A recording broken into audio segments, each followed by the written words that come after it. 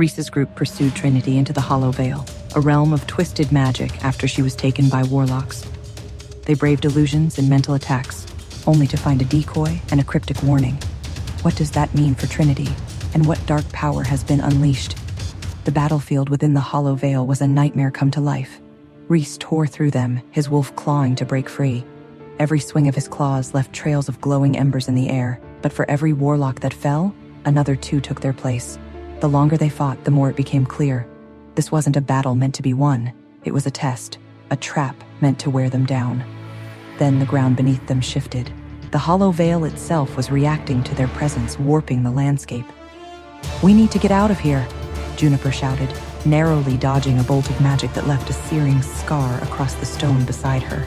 "There's no way out," Elias murmured, his eyes scanning the labyrinth's ever-changing walls. "Not unless we play by their rules." Reece's jaw clenched. He could feel Trinity, somewhere beyond these cursed walls. He wasn't leaving without her. The labyrinth seemed to stretch on forever, twisting paths leading them in circles.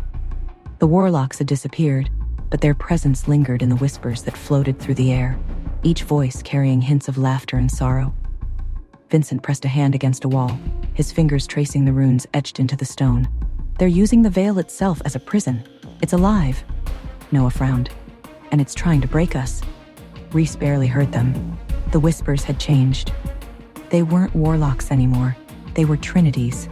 It was feeding on his desperation. "We keep moving," he growled, forcing himself forward, "before it turns us against each other." Juniper stumbled, her breath ragged. "I swear we've passed this wall before." Noah exhaled sharply. "Because we have. It's resetting every time we think we're making progress." The realization settled over them like a weight. They weren't lost. They were being kept. Reece slammed his fist into the wall, rage vibrating through his body. "I can feel her. She's close." Elias looked at him, an unreadable expression on his face. "Then why haven't they let you find her?" The question cut through the fog of fury in Reece's mind. Why? If the Warlocks wanted him to suffer, why not show him Trinity's true form? Unless...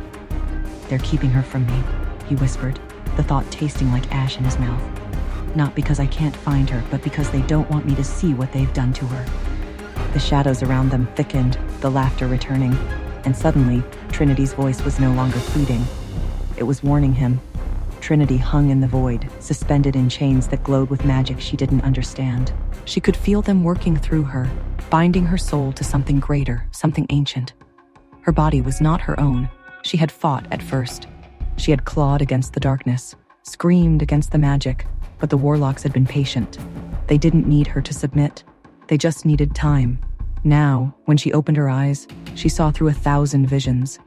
She saw Reece fighting through the labyrinth, his fury tearing through the walls the Warlocks had built between them.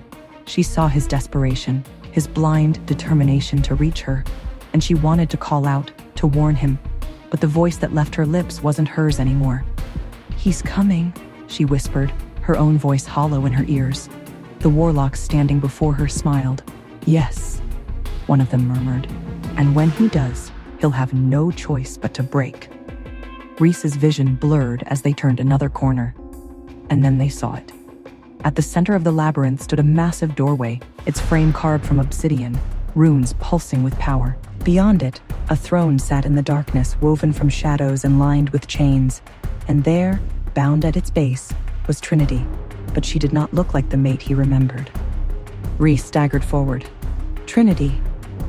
She lifted her gaze to him, something unrecognizable in her expression. "Leave," she whispered, and then the door slammed shut between them. Reece and his group are left reeling. What has become of Trinity?